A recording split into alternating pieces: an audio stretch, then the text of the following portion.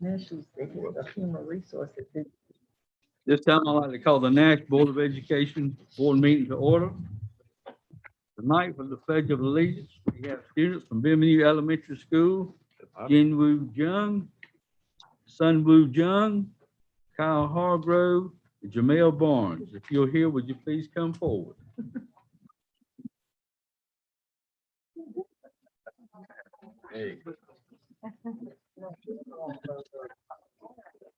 I pledge allegiance to the flag of the United States of America and to the republic for which it stands, one nation, under God, indivisible, with liberty and justice for all. Get a personal thing.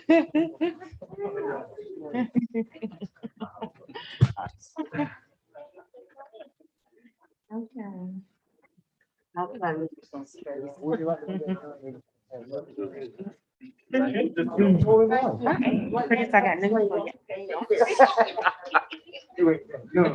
Smile. Right. Can't see it, can we? I tried. Look, sir. That's okay.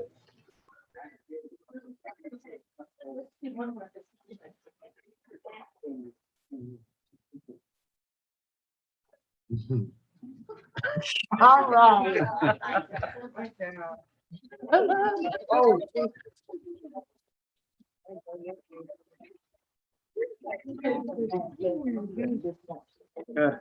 This time I will entertain a motion to adopt the agenda. So moved. Second. Motion by Mr. Silver, second by Ms. Chavis. All in favor, say aye. All opposed likewise. I will entertain a motion to approve board minutes. No, I was on. Move. Motion by Ms. Washington. Second by Ms. Bullock. All in favor, say aye. Aye. All opposed likewise. Recognitions, Dr. Catalano.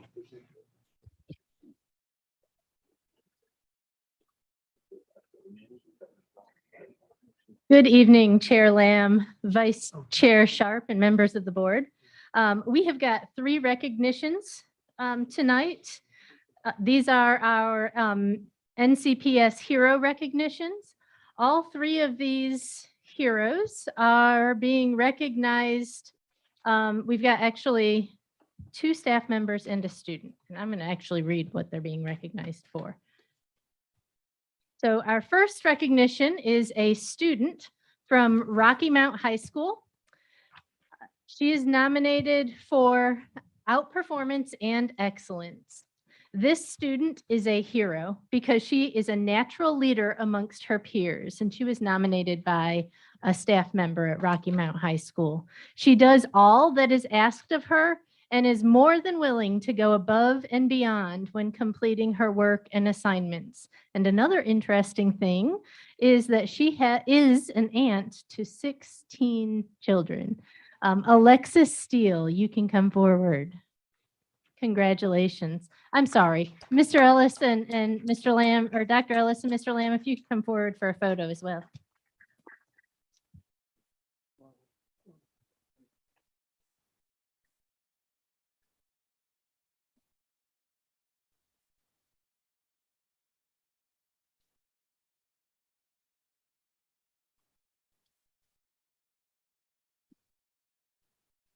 Congratulations.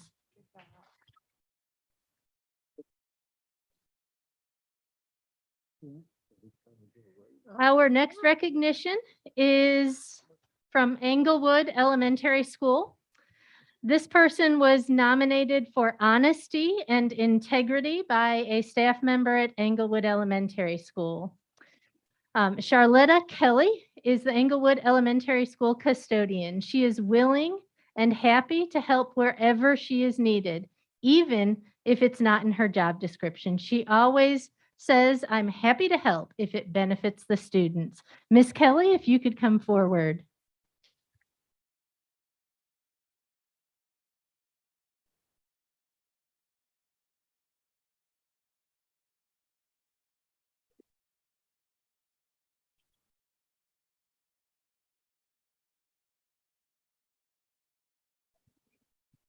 Congratulations. Thank you. And our last recognition is a teacher from Rocky Mount Middle School who was nominated by some staff members from our summer or from our after-school program. During our iCares program, Brianna Jones served as a servant leader who was all in for children. The way that she led her team and students to have the highest number at all of our iCares sites is one that needs to be demonstrated for others. Daily, she ensured that each lesson, activity, and game was centered around ensuring that children grew in their own right. She was the hero for many of these children, families, and her school community as she rose to their need. It was great to watch this first-year teacher blossom as a forever leader. Nominated for outperformance and excellence is Brianna Jones, teacher from Rocky Mount Middle School.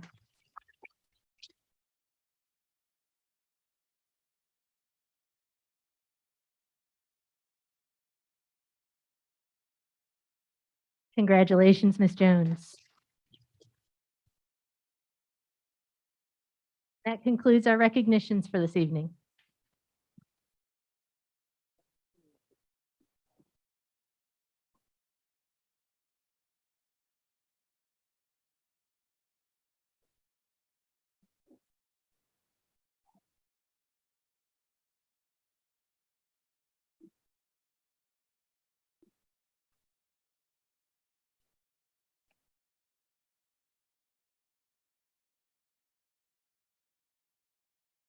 Public input. Each month, a part of at least one regular scheduled board meeting will be set aside for citizens to address the board through public comment. A sign-up sheet will be available in the communications office for any individual or group to indicate their desire to address the board. The deadline is noon the day of the board meeting. Any individual or group can sign up by appearing in person or by calling the communications office. The chairperson will decide the amount of time devoted to public comments. The superintendent shall develop additional procedures to ensure that public comment sessions proceed in an efficient and orderly manner. Board members will not respond to individuals who address the board except to request clarifications of points made. Except in cases of emergency, information received during presentations will not be acted upon at the time it is received. It would take unanimous vote of the board members present to take action on a presentation considered to be of unusual or emergency nature at the time it is presented. Disruptions by any person or persons of a public meeting will be subject to action in accordance with GS 143-318.17. If the board does not hold a regular meeting during a month, the board will not provide a time for public comment at any other meeting held during that month, unless a majority of the board votes to allow public comment at the meeting or unless the purpose of the meeting is a public hearing. Tonight, we have 9 speakers. The first speaker, Caroline Can.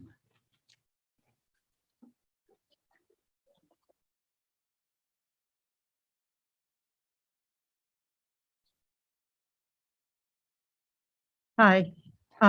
Face masks were designed to be worn in hospitals to prevent saliva droplets from landing on patients and fellow staff. But for students wearing a face mask for up to 7 hours per day, 10 for students in extracurriculars, along with social distancing in school and constant reminders of danger presents some hygiene, significant mental health risks. Masks also affect speech and language issues from not seeing the speaker's mouth. One second grade teacher in Utah said she saw children playing with the masks and touching their faces more frequently. It was often the children who wore masks faithfully who experienced more sick days. This isn't surprising considering that the human body is designed to expel waste through exhaling. Holding those wastes against the face creates a whole new set of problems as children inhale the bacteria and viruses their body is trying to rid of. And those wastes sit in a moist environment on the skin. Of 3,105 deaths, all causes among the 12 million or so people under the age of 18 in England between March 2020 and February 2021, 25 attributed to COVID-19, a rate of about 2 for every million people in this age range. None had asthma, type 1 diabetes, of which authors note that about half had conditions that put them at higher risk than healthy children of dying from any other cause.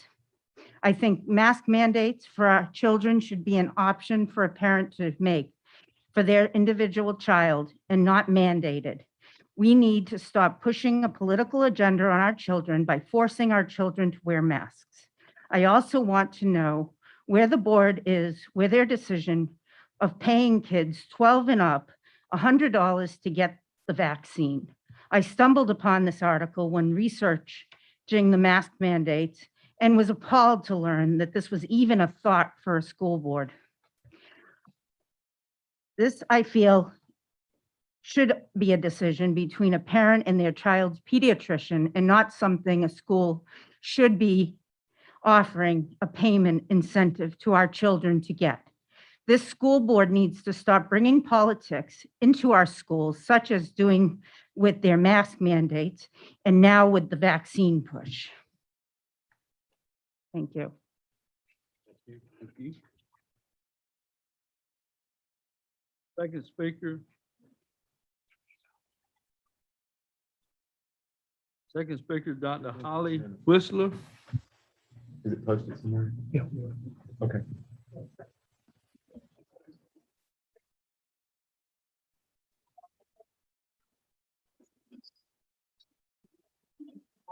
Good evening, everybody.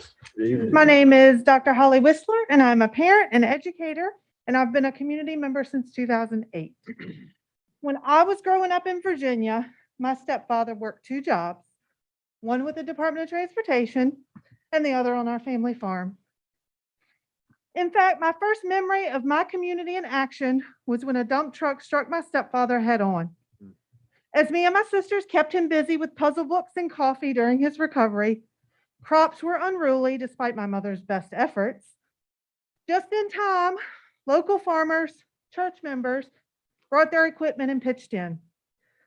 No one complained about the inconvenience of putting off their own farm duties a bit, and visitors never asked if his injuries were real. No one who brought casseroles over were angry that they weren't deemed heroes in the local paper. Community means you selflessly meet the needs of those who have the need. I watched my community sacrifice personal comfort and convenience for my vulnerable family, which now seems to be out of style. So how do we get our sense of community back? How do we recover from the rugged individualism that some groups so loudly demand? How do we heal from the poison that has seeped through our cell phones by bad actors looking for money, clout, and power? As the mother of 2 daughters, I hear many of the problems that plague our schools. My daughters worry about being allowed to use the restroom when they're on their period. They are annoyed when boys make weird sexual moaning sounds in class. They feel ashamed of their bodies because the dress code prevents them from showing their thigh or shoulder, even while they're sweating during PE. They worry that if something happens, no one will believe them. They don't know how to get their classmates to change or do better without getting them suspended. They notice when kids are absent and they pray that they're okay. They want to give back to their school, but they aren't presented with options to do so. If you ask your own children, they probably have some thoughts of their own. Imagine if we could invest in some research-based ideas that could really revolutionize and help us find our community again. How about school-based therapy and mental health clinics, specialized schools and school-based academies, year-round school options, academic and career planning, 1 day a month where students can interact with teachers in non-instructional activities, grade level instructional aids, outdoor learning spaces, yoga and dance and PE, salad bars in the cafeteria, a system to train and place volunteers like myself, student clubs where they can learn to mentor their younger peers, half-day Fridays for teacher planning, more technology support staff, field trips. Now, some of you are ready to counter with financial gibberish and, of course, the old liability argument. There's no reason that some version of these strategies would not work. Can I keep going or? I got 3 lines.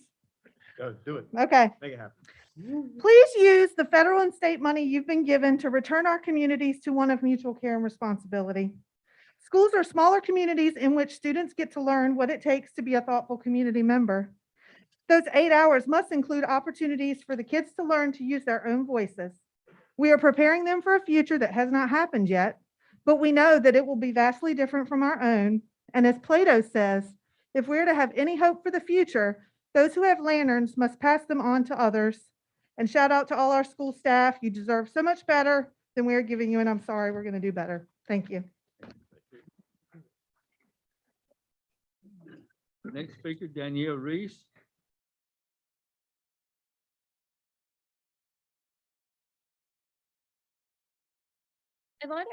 I would like to start off tonight by thanking those of you that continue to vote in favor of putting the power back in the parents' hands when it comes to masking our children. Thank you for your support and putting in the effort to do what's right for the parents and trusting our judgment when it comes to our own children. Tonight, I'd like to address those of you that are against optional masking. I'm sure you are thinking, oh, great, here's this lady upset again because she can't have her way. I'm sure you will probably close your ears and let your mind wander while I'm speaking because you have already made up your mind. I'm fine not getting my way. I'm an adult and I can handle it. What I can't handle is some stranger telling me how to parent my children.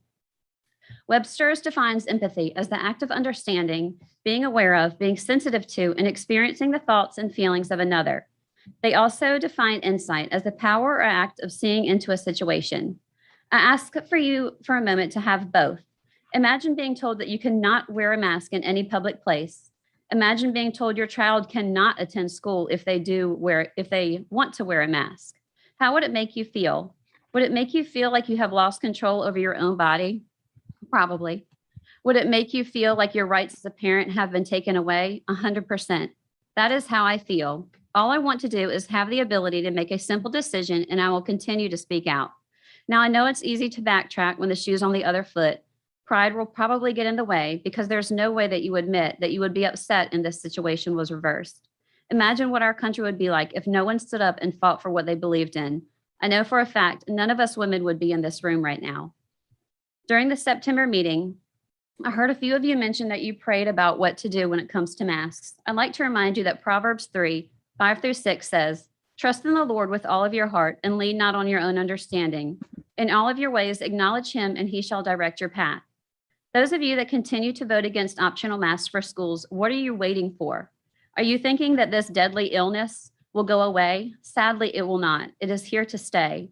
Are we going to mask these children for the rest of their school careers, or are we going to move on and continue to encourage good daily hygiene, healthy eating and exercise habits to encourage a strong immune system?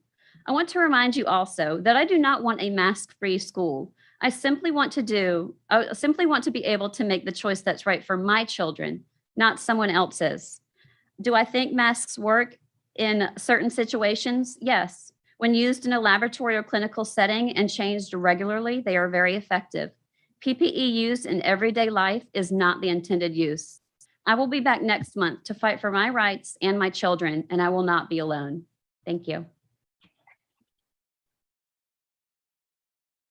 Next speaker, Stephanie Taylor.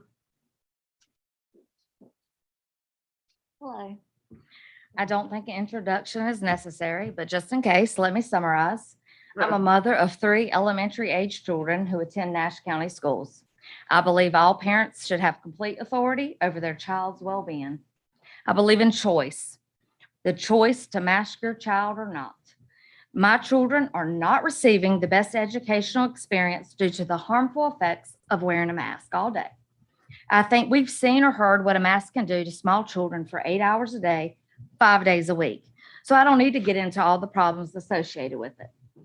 There is still no data backing the benefits of elementary age children wearing masks for such long periods of time. There is evidence of the damaging effects they cause. I have 3 totally different children who all suffer in some way because of it, and that is all the science I need. Understand what I'm saying is useless to many, but I will continue to fight for what I feel is right. I know many people have the same beliefs but are unable to speak. I will continue to stand up here each month for so many silent voices and for the amazing children who are quietly suffering because of this board's decision. Again, if you choose to wear a mask and you wear it properly, an unmasked child should cause you no harm. I'm asking this board to allow me, as my child's advocate, to do what I know is best. Thank you, and I'll see you next month. Next speaker, Kyle Johnson.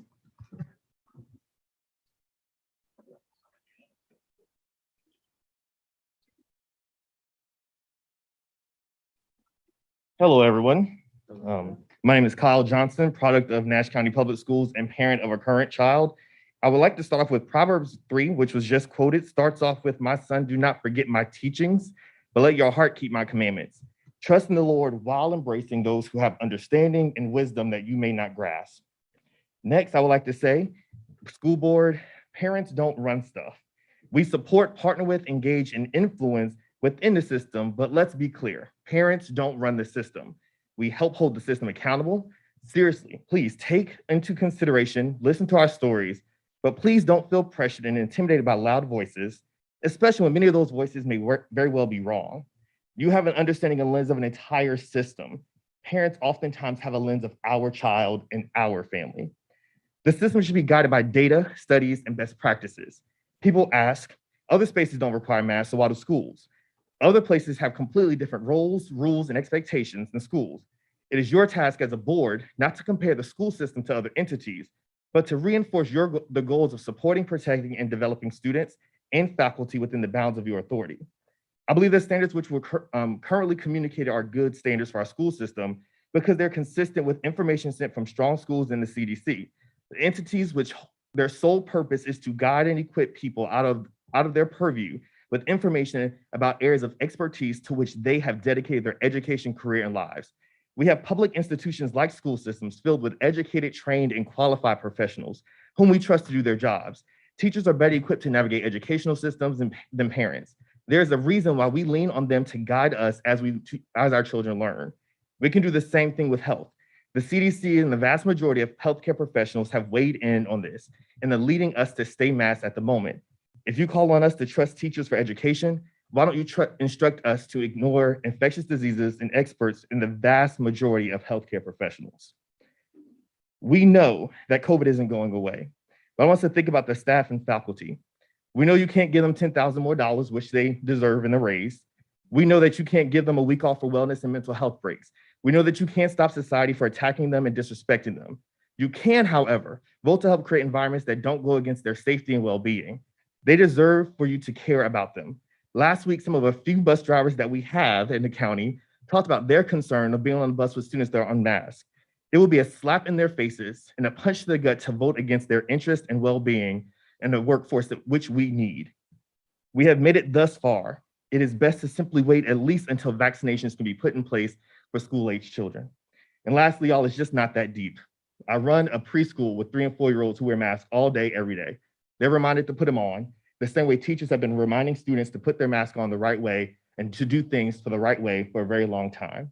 I pray and I hope that today you vote for the best interest of the teachers, the students, and the system to keep masks going.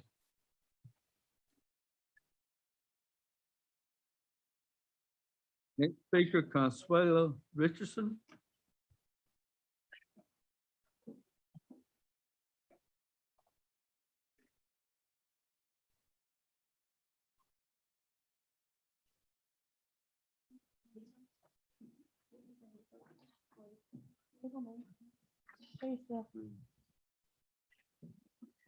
Ositepi, good evening and happy American Indian Heritage Month. To many of you, that means nothing, but to an elementary school age me, it meant everything. It was a one time of year that my Indian education program would round us up and we could finally educate our classmates, teachers, and other schools about Native peoples, that we were real, that we exist in the present.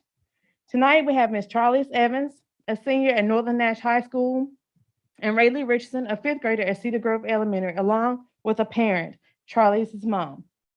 They are members of the Hallawasaponi tribe, whose territory is historically defined as Halifax, Warren, Franklin, and Nash counties. They are here with me tonight in regalia to show you that this is what it looks like. Charlize is a fancy shawl and butterfly dancer, and every piece of her regalia has a story that is rooted in tradition and tells a story of this beautiful dance. Rayleigh is wearing a ribbon skirt and more contemporized way of putting our traditional wear on in everyday attire. This dress was made by Katina Lynch, an assistant principal in your school district. She is also a member of the Halawaspani tribe. No, these are not costumes. These are our traditional clothing. So often schools celebrate this month with bulletin boards of cartoon imagery, paper vests, decorated pillowcases, and colored feathers as Native American clothing, but these are simply incorrect representations. And we hope that these practices will no longer be used and blasted on the front page of the graphic and the telegram.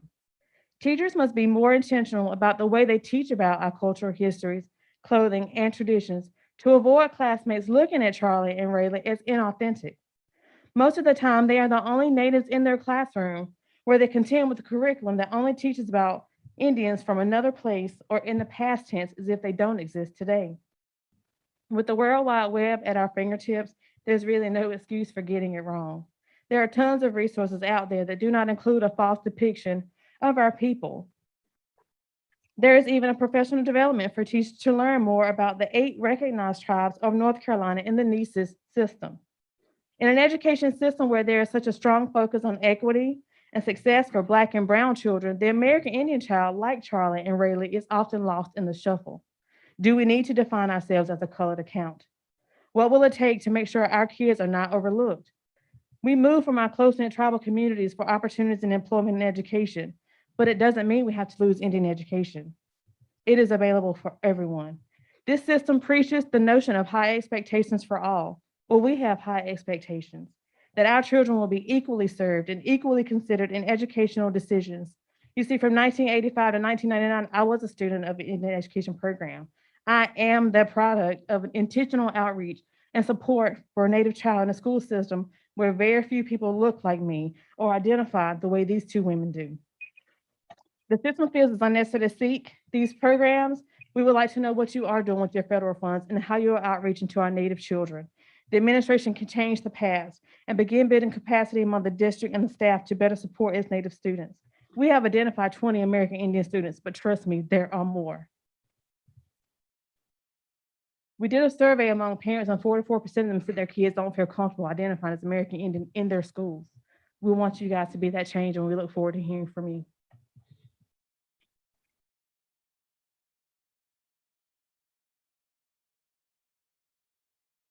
Next speaker, Barrett Butler.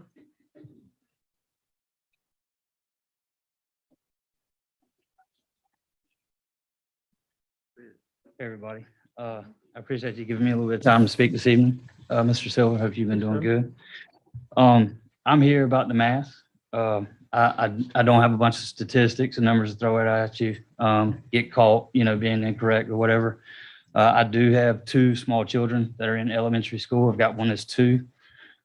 She'll be there sooner than I like. At this time, it's getting to the point where we start looking at other options, other schools. I don't want to do that. I've always liked the public schools in this area. And it pretty much rolled with whatever as we've gone, but this is kind of, it's, I guess you could say developed or changed into a new situation.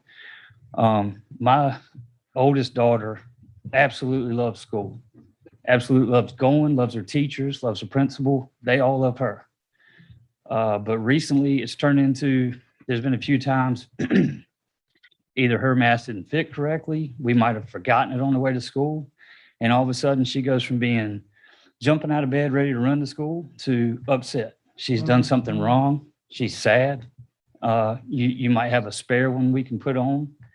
And then it's just, it bothers her. It hurts her face. She can't breathe. The list goes on, but it's not just her. It's not just about my daughter. This is about every child that's in the school. Mr. Silver, you've met me outside of this before. I'm fair. I care about everybody. It's not just about me. But I think at this point, like I said, it's taken me 1.5 years. I don't like speaking in public, but here I am. So I've got a couple points. You have to forgive me if I stutter a little bit. I'll try to get to them. I've gone over the fact that, my daughter likes school. Most children do. They get excited about it, but there's a whole new dynamic to it. And I think there's a million arguments, good and bad, that you've already heard. I'm not going to try to be rhetorical about it. But again, in elementary, verbal communication is key. They can't hear. You've got phonetics. You know what I mean? You've got pronunciation. The list goes on. I took mine off because you can't hear me. Imagine a 6-year-old child trying to speak. I mean, put yourself in their shoes. We're not too old to do that. You've got interaction between the kids. They've got, they can't smile. The 3 ladies that just got congratulated up here, is it not unfair that their families didn't get to see them smile when they got those rewards? I mean, they worked for them. Even if you want to set them apart for a minute. I mean, it's just a shame, but just imagine the kids every single day. They don't see smiles. Imagine the kids that are coming to school frowning that you don't know about. The ones that do need help won't speak up, but at least they had a chance, because adults pick up on that kind of stuff. They know when they're sad. They know when they need help. Now they can just hide behind the mask all day long. You never know. And I won't run over, but I will say, all you keep hearing on the news, all you hear all the time from everybody, truth to power, truth to power, truth to power. You all have the power. We all know the truth. For the young children, at least give them an option. At least give them an option. The truth is, these young children are not being affected by this disease or this virus as much as, if even at all. But give them a chance. Let them decide. I do appreciate your time. It went by way faster than I thought, so I probably will be back. But thank you.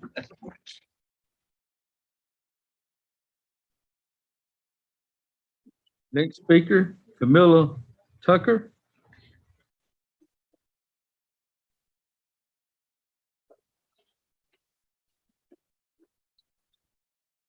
Thank you guys for the opportunity.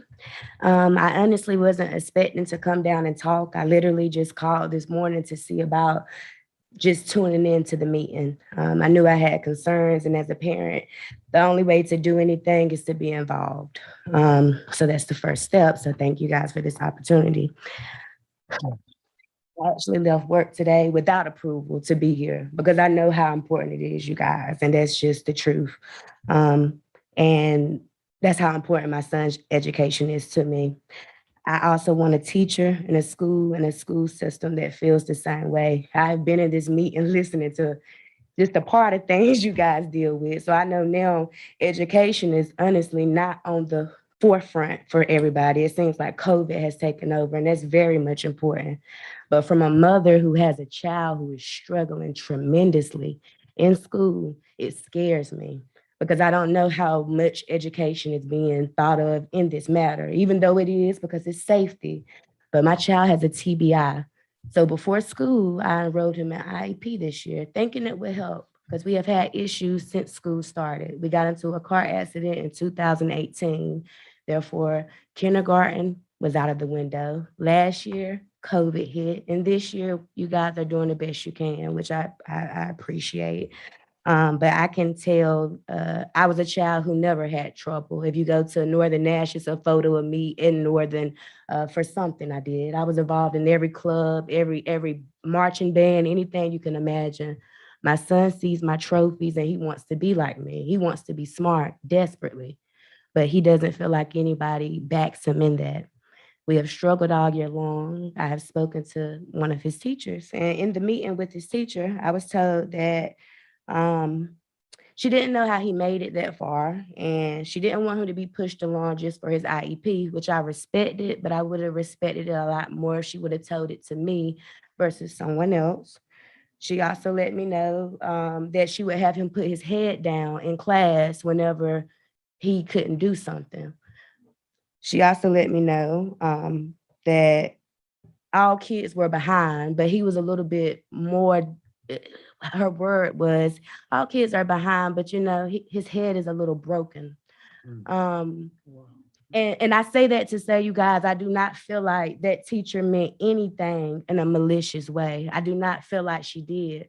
I feel like, honestly, she was just not informed properly on how to handle a situation dealing with a child that has issues like mine. And when I say issues, for me, it's not an issue. But when you get into a class setting with 26 people, it's an issue. He can't get the help he needs. Even at IEP, he's not able to get the help he needs. It's not the teacher's fault. It's not, I don't even know if it's you guys' fault, because honestly, I don't know what y'all have in control. But we need more resources. We need more teachers. We need the teachers to be paid more. We need mothers to be more aware. I'm a single mom, and I will do whatever I can so my son does not fail. Hint me being here tonight. So moving forward, I would like communication. I had to ask for that meeting from that teacher to even be told that. And this was October the 12th. So to me, the whole semester is already gone. I had another teacher tell me that the most she wanted my son to know how to do was count money. Could you guys imagine how to count money when money will probably be digital pretty soon?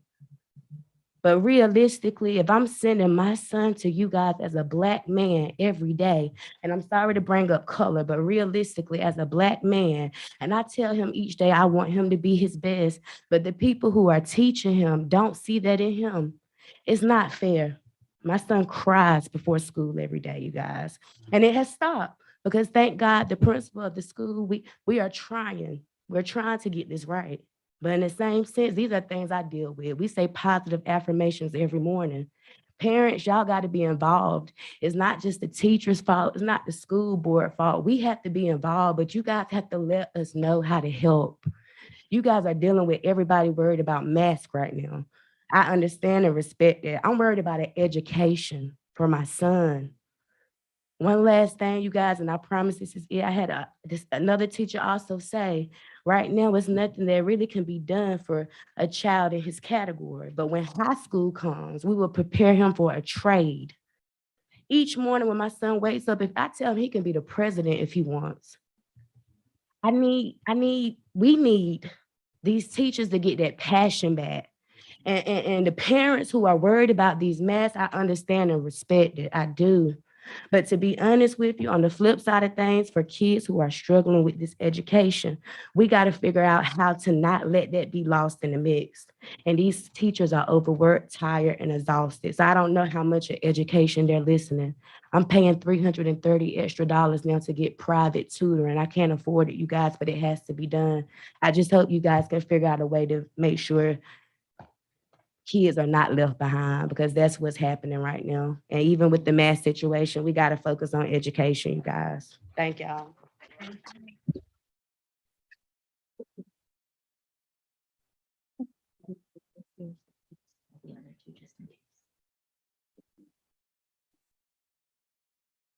Okay, at this time, Sean Deek Boone.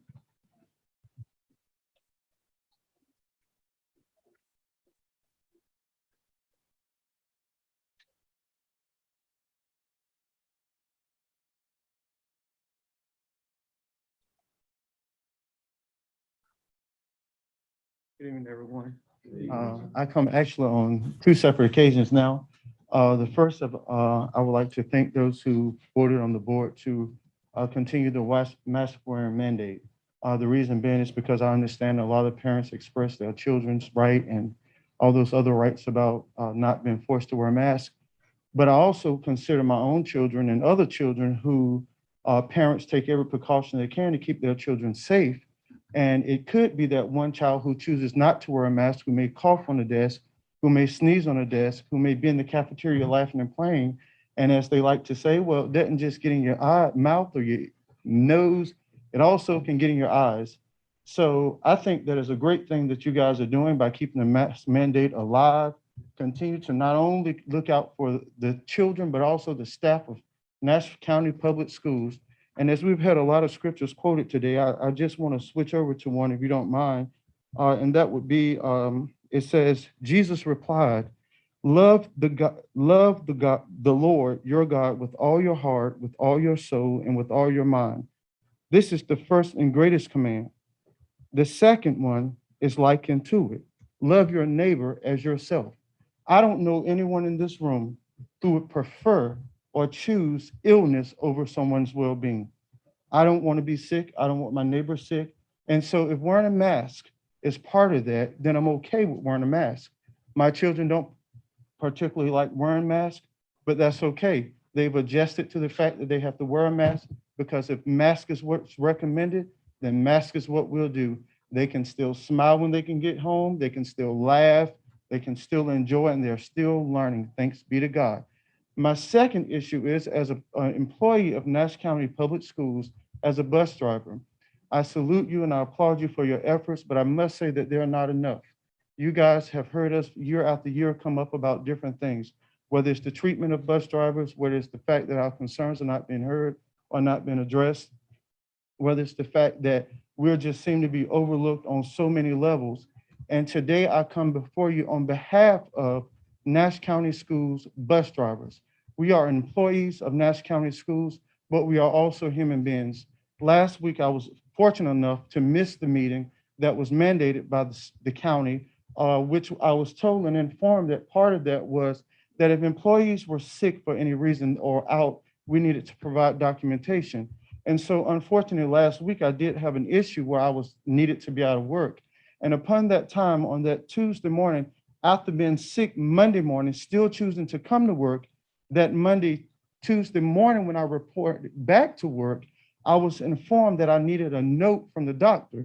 Now, this was my issue with that. I have a primary care doctor, and when I called him, he told me that the only time that I could be seen would be that Wednesday.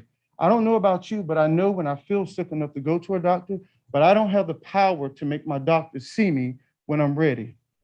Board, you guys have got to do better by your bus drivers. We're told year after year that we're important, that you guys need us, that we're the first faces that the children see. You want us to greet them with a smile. We have families, and it is not our place to say, oh, because we're not teachers, because we're not principals, that we don't have a right or we shouldn't be recognized.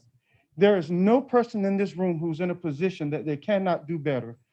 Mr. Ellis, I applaud you for your position, but there are also other positions that you can do. But no one comes to you and say that as a superintendent, you should be the CEO of a Fortune 500 company. We respect you in the position that you hold. And that's what I'm saying about bus drivers. Just because there are teacher positions or just because there are other positions, that doesn't make us unhuman because we enjoy driving buses. That is just something that we happen to like doing. If every one of your bus drivers decided that bus driving wasn't the job, then what would you do? And so I'm asking you now, would you guys please consider us not only as people or bus drivers, but human beings that have families that we want to support, who have jobs as driving buses that we enjoy. We enjoy working with the children, just like teachers enjoy working with the children, but we can't even go speak to our director without feeling like there'll be backlash. We can't even speak to the board without being afraid that someone is going to say something, that our job is being jeopardized.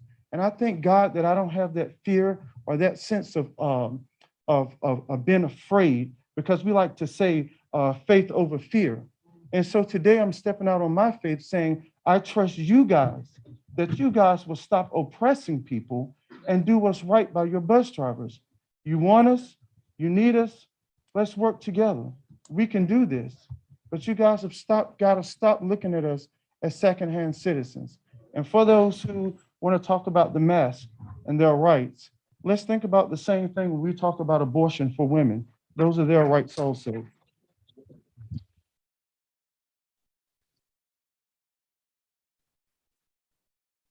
Thank you. That concludes our public input for the night. Business items. 7.1, November 12th, Wellness Day calendar adjustment. Melissa Nancy Smith.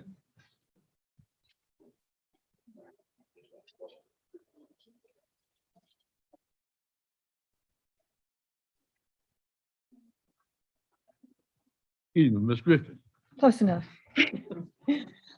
Good evening. I was asked to look at our currently adopted calendar to see if it was feasible for us to provide November 12th as a school break for staff and students in order to recognize the hard work and tremendous efforts they have exhibited since returning to the regular school schedule following the disruptions from a pandemic. So this day is the Friday following the November 11th required Veterans Day holiday. You'll remember that's one of the holidays that is required by the state. So this would be the Friday following that day is the request that has been made.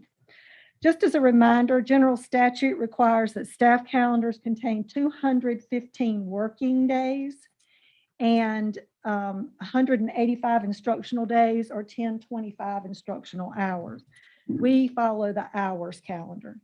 So our traditional calendar, which I believe is the one you're looking at here, as you have currently approved it, has 215 staff days and 1071 student hours, which is a surplus of 46 hours made available to Dr. Ellis and you all to make adjustments to the calendar as needed. The early college and city high calendars have 215 staff days with 1042 student hours. That's a surplus of 17 hours for them. Generally, a school day is 6.25 instructional hours.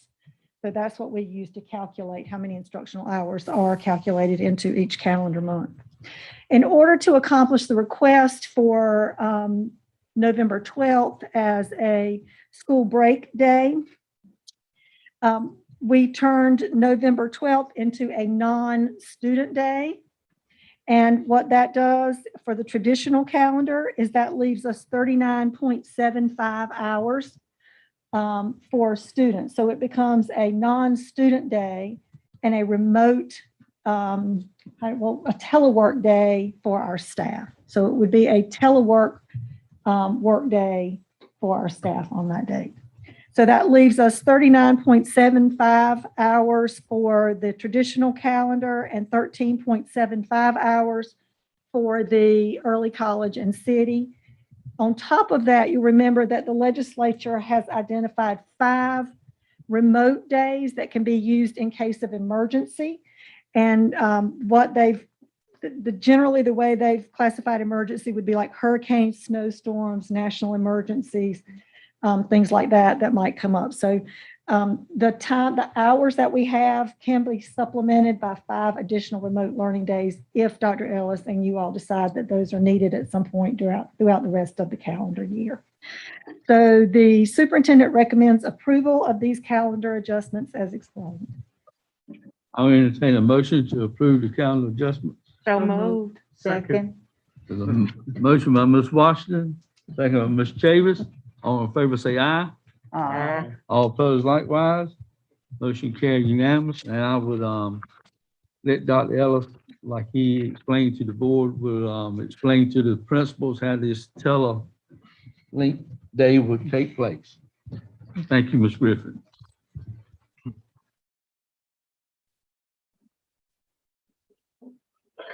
But this time we'll go over the face covering part that we have to approve each month, but we're going to go over a PowerPoint and have some points that we want to consider.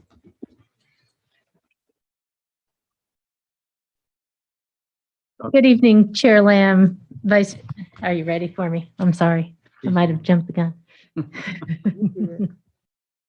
Okay. Vice Chair Sharp, Dr. Ellis, and members of the board. We have got the data that we normally bring to you at the beginning of every month at the board meetings. And so if we could go through that. The first is the CDC community transmission level and metrics that go along with that. So you'll see Nash County has consistently been, the case rate has consistently been declining. We are at the moderate level, or we're on Friday and continue today in Nash County to be moderate level of community transmission. Edgecombe County, though, has remained at a high community transmission level. Their case case rate has declined, except last week it actually went up slightly, 6.15%. Next.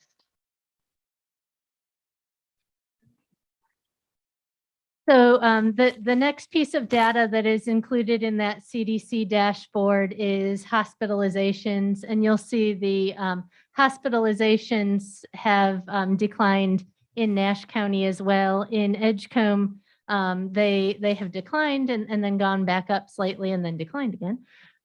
So that is the hospitalization metrics.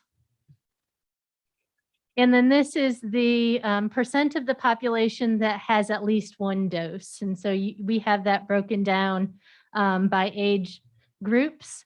And you'll see that the total population with at least one dose in Nash County as of Friday was 57.6%. In Edgecombe County, they trail us slightly at 46.6%. And this is our internal COVID dashboard metrics. So the cases that we're seeing within the schools that the school nurses collect.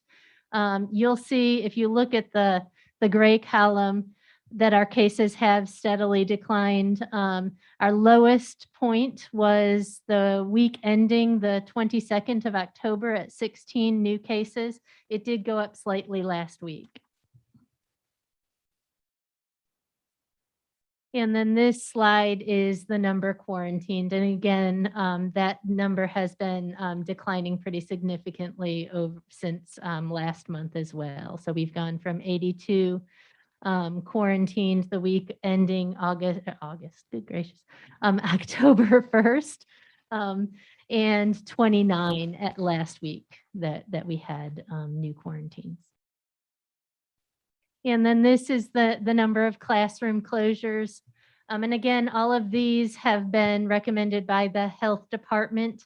I think almost all of them, actually all of them, were a result of inconsistent masking. And so therefore the classrooms had to be closed.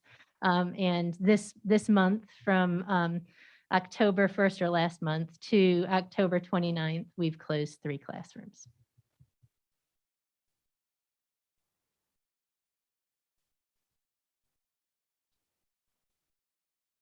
Good evening.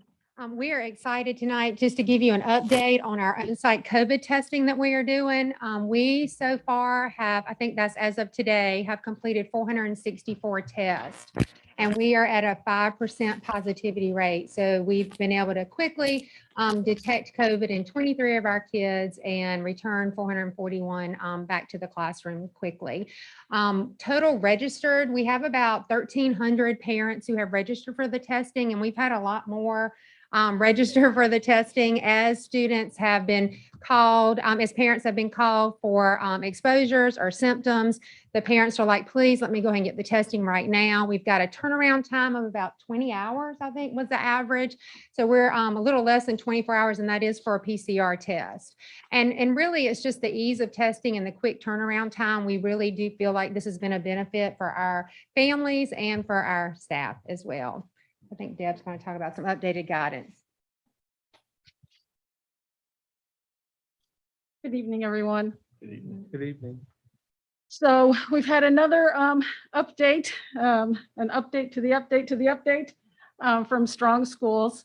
If you can go ahead and go to the next. And so since our last meeting, when we talked about quarantining, I had let you know that if it was students and the students were fully masked, appropriately masked, we did not have to quarantine. They have now applied that to adults as well. Prior to this update, adults, whether they were masked or not, if they were within the 6 feet for more than 15 minutes, it was considered an exposure and a quarantine. And now we can take the masks into account. So when we're in PLCs, when we're doing different teacher kind of things, and we have adults, all the adults together, as long as they're all appropriately masked, if I have a positive teacher, I don't have to send anybody else home for quarantine. So that was a change to the quarantine guidance. And so this is what we do as nurses all day long is is we get a call and we're like, the parent will call me and they will say, I need to let you know that my child tested positive for COVID. So then we say, okay, when was your child last at school? We go back 48 hours. We go to the classroom when we do an investigation. And our first question is, the child who's sick, how were they with their masks? Were they good mask wearers? Were they not good mask wearers? And for the most part, most kids are pretty good. Yes, put your mask back up, but it's not sitting below their chin the whole time, so there's some reminders.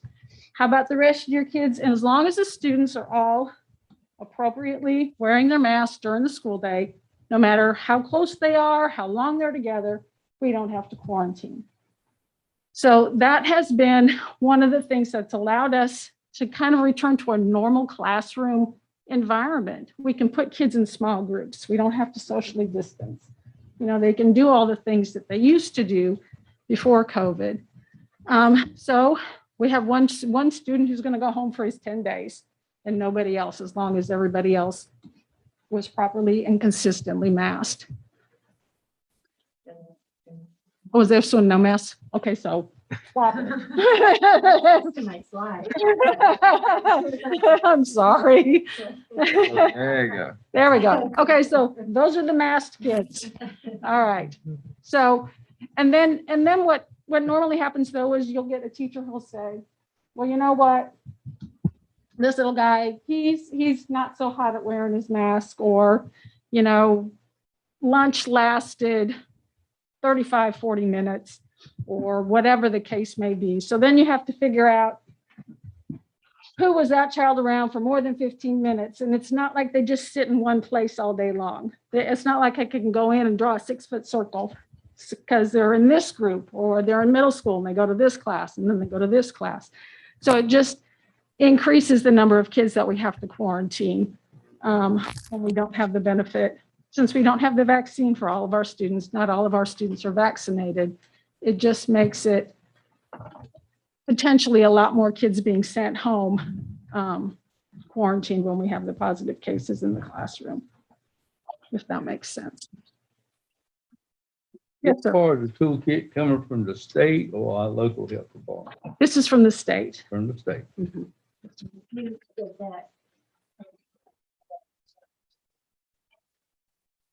So the actual toolkit, if you're interested in looking at it, if you click on where it says updated, the toolkit itself that was updated October 5th is in there, which is where that guidance came from. Okay. And then they released an FAQ. Is there a slide with that? Mhm. Yeah. So are the questions about quarantine? Yes. Is there some law or something that says we have to follow the toolkit, tied to funding, tied to rules, anything? I don't believe that there's a law since go ahead. Yes, I can answer that. We get the funding regardless. It does say that we should follow the toolkit. We also consult with our local health department and take their guidance as well. So that's why we've just gone. It's been easier to stick with what's in the toolkit and allowed us to return to a little more normal of an environment with keeping our kids in school a lot longer. But there's not funding that's tied to, if we don't adhere to it, we won't get the funding. We'll get the funding regardless. So I got a question real quick. If you would, is there a way of going all the way back to the stats where you had one quarantine 1 week, one quarantine another week, and we just had another quarantine? Oh, at the very beginning. The metric. The metrics. All right, so from what I'm hearing, from what you're saying, is that, we'll come on back one more, where you were. Right there. So from what you just said, obviously we had inconsistent masking for those dates. And if you go to the other one, you'll see that even though we've had those exposures and those quarantines, we've had still had a reduction, even with inconsistent masking of cases, right? That was just inconsistent masking in one classroom. That's in one classroom. Right, but it's happened 3 times. Yes. Okay, all right, so that, 3 times that we had to close an entire classroom. correct. All right, but we still had reduction in numbers of cases, correct? We are seeing a reduction in number of COVID cases. Thank you very much.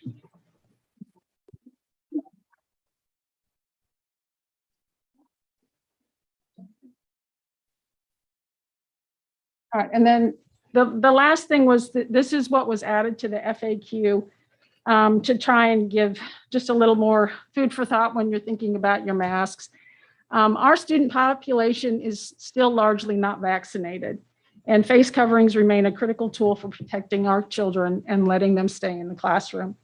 So the Department of Health and Human Services recommends that we continue universal face coverings when our county is in a high or substantial transmission level. When they decline to moderate or low for at least 7 days, you can consider making face masks optional for your vaccinated individuals. And they should be required for all unvaccinated until we reach a low level. And then at that point in time, they feel that's when we could look at unmasking everyone. So this is just the guidance from the Department of Health and Human Services.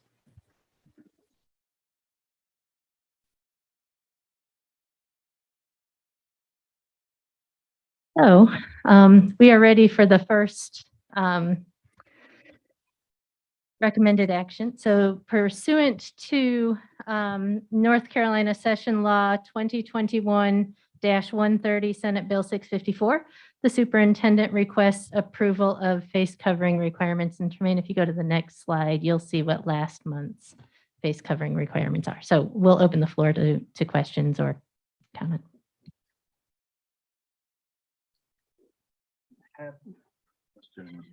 Sorry. Go ahead, Mr. I was given permission. I was just thinking, have we thought about, I know the kids usually in the hall are congested. In the classroom, they're more spread out. Have we thought about like wearing masks in the hall, in the lunchroom until they eat, when they're changing classes, and at least the majority of their time is spent in the classroom, not wear it there? Well, we don't have any social distancing in the classroom. So, and they're in the hallway for a short transition. So to me, that's just kind of counterintuitive because you're not going to really have an exposure because you're not even going to meet the time frame. They're just passing each other in the hallway. So I guess if I were to look at it, I'd say I'd much rather they weren't wearing their masks in the hallway than in the classroom where they're in a small contained environment, much closer, because we don't have the ability. We have some pretty big classroom sizes for these kids to socially distance. So Dunn? I have a question, just not being in favor of the mandates, but also knowing we've got to have kids in the classroom. I mean, Dr. Ellis, that was the first thing he said, I can't teach them if they're not in the classrooms. As these numbers continue to get better, as the vaccine percentage continues to increase, what are we going to have to do? Will we have to do it here as a board? Are we just going to sit here and wait for DHHS to tell us, how do we get that, go back to Chris's question, how do we get that quarantine number down so that when we do inevitably have a case, when it's not going away, that our quarantine isn't 10 days? So I think the FAQ document spoke to that Right. in terms of the And community so transmission. 10 days will always be 10 days when somebody has COVID, when they're diagnosed with COVID. I don't see that number ever getting any shorter. Unless we act on that. No, as a no, board. that's for someone who's diagnosed with COVID. Okay. So that's isolation if you're going to look at the proper terminology. So you isolate someone for 10 days when they're diagnosed with COVID. You quarantine for 14 days. Right. You can shorten that, which we do with our testing, and you can shorten it to 7 full days. So that's been a great tool that we've had with our testing, and that we can have the parents bring the students in on day 5, because that's when you can't test before day 5. As long as they test negative, we've got them back in school day 8. And it doesn't always happen that, you might find out on Monday that he was positive Exposed on Friday or whatever. So, you've got weekends in there too. So 7 days, 7 full days quarantine from last date of contact is as short as we can get it. as it sits today. Those are CDC guidelines. That aren't That's disputable, that aren't. To me, them's the ones. That's if you aren't, man. That's But to our board, I mean, is that the final say? I mean, it's, Yeah, and that's what our health department's recommending as well, just with the knowing the transmission of the virus and how it works and how it passes so quickly. They do recommend the 10 days and shortening the quarantine to 14 days. So that's not anything that I would think we would have control Yeah. over. That's something the CDC and our local health department gives us that guidance. Any other board members? Thank you. Any questions? I got something I think I need to say. There's nobody in this room that hates the mask any more than I do. And we're gonna have to come to a time and place where we have to do away with it. But you know, until the toolkit is changed, then if we vote to unmask and we are representing the majority of the children, and then the whole classroom or whole week of school has to close because we unmask now, I think we're hurting a lot of kids. And like I said, there's nobody here that hates it more than I do, but there's gonna come a time, you know, when I started talking about to Dr. Catalano and Dr. Ellis about this toolkit and all that, it reminded me of drawing up a football play. It said, yeah, you can score a touchdown, but you got to get 5 first downs before you score a touchdown. So we can break an 80-yard run and score a touchdown, but it's no good because we didn't get 5 first downs. And you know, there's going to come a time and a place where we're going to have to think about our 2,126 EC kids. And we're going to have to think a lot about our 1,652 kids with asthma. And I know they are being hurt by having to wear a mask all the time. I don't care what the toolkit says. Something I just had to say. This time we will take a roll call vote on whether to continue to wear a mask. Ms. Chavis? May I speak before I? Yes, vote? ma'am. I agree 100% that I hate these masks like everybody else, and it's not our choice that we are wearing them. It's the safety of everybody in the classroom that we have to consider. The bus drivers have to be considered, teachers, aides, lunchroom workers, custodians, and everyone else who's in that school building needs to be thought about. I know it is a hindrance to pronunciation and teaching, and it's very uncomfortable for young children. And hopefully this too shall pass. But right now, I contend until we get these numbers even lower, we have to go a little bit longer on the mask. So I am voting yes, keep us masked. Mr. Edwards?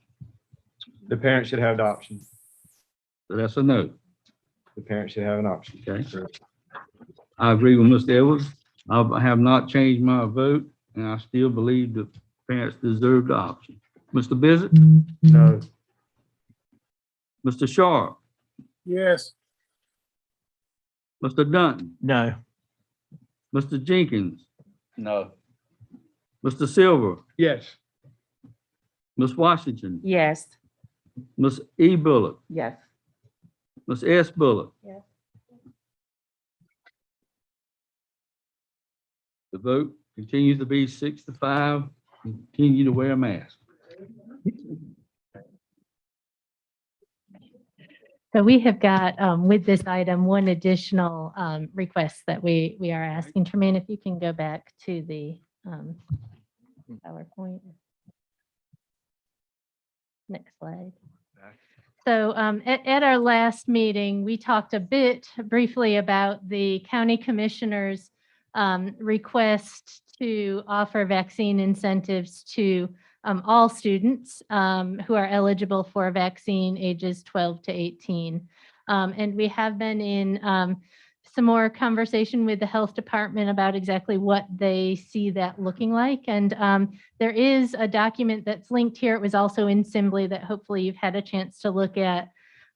Essentially what they're asking is that we allow them or we host vaccine clinics for students very similar, well, not very similar, exactly like the ones that we hosted over the summer. They actually would like to do it just at our 4 high schools as opposed to the middle schools, which was the original request.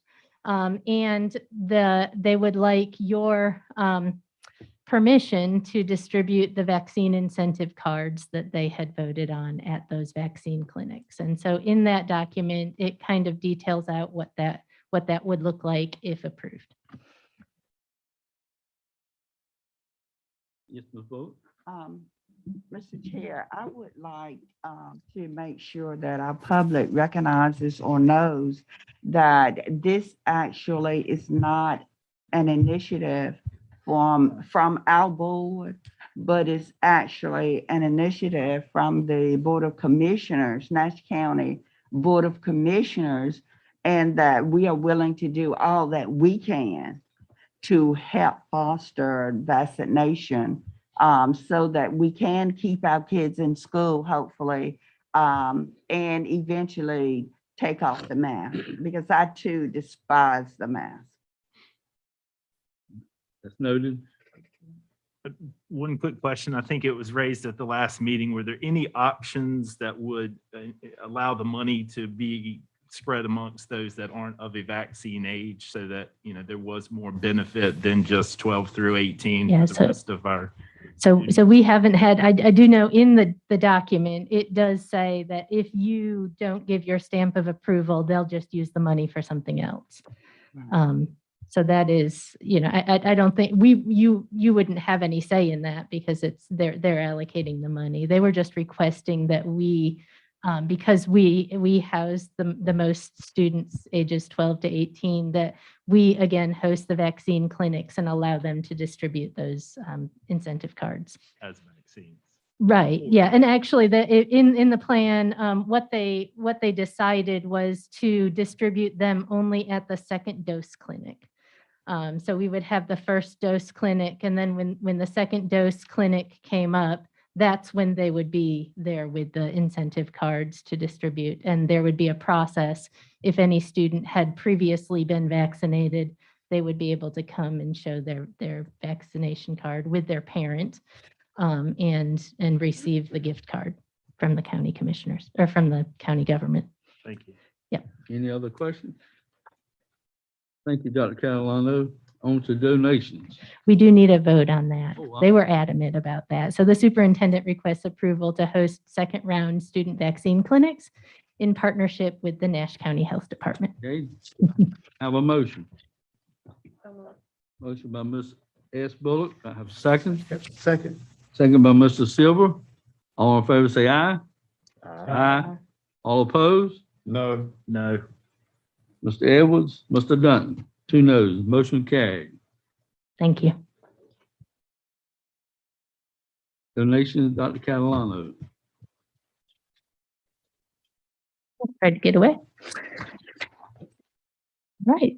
So a donation letter is provided to the Board of Education listing all of the donations to Nash County Public Schools valued at $200 or more in keeping in compliance with policy 8220 gifts and bequests.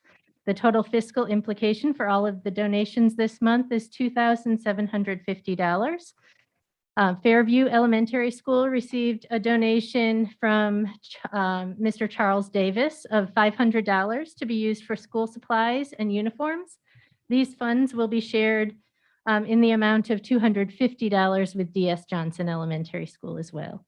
Middlesex Elementary School received a donation from Union Chapel Original Free Will Baptist Church. The donation was in the amount of $500 to be used for the Backpack Buddies program. Williford Elementary School received a donation from the North Carolina Aquarium Society in partnership with the North Carolina Aquariums. They were given a grant in the amount of $1,250 to be used to carry students to the North Carolina Aquarium at Pine Knoll Shores when that trip is allowed. J.W. Parker Middle School received a donation from Mr. Charles Davis in the amount of $500 to be used for general funds.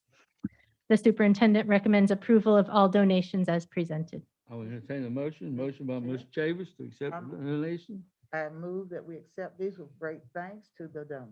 Second. Second by Ms. Washington. All in favor, say aye. Aye. All opposed likewise. Motion carried. Personnel recommendation, Ms. Wallace.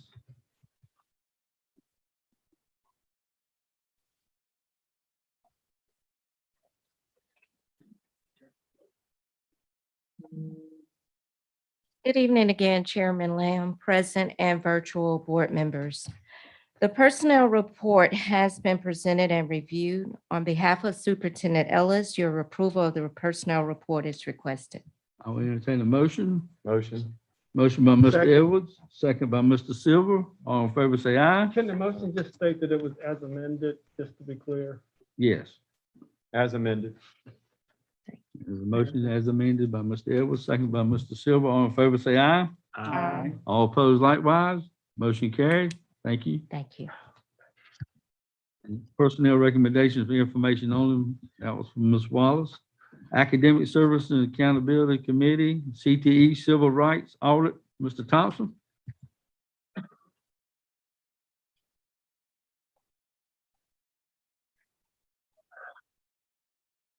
First, good evening, Chair Lamb, Vice Chair Sharp, and Board, and Dr. Ellis. Good evening.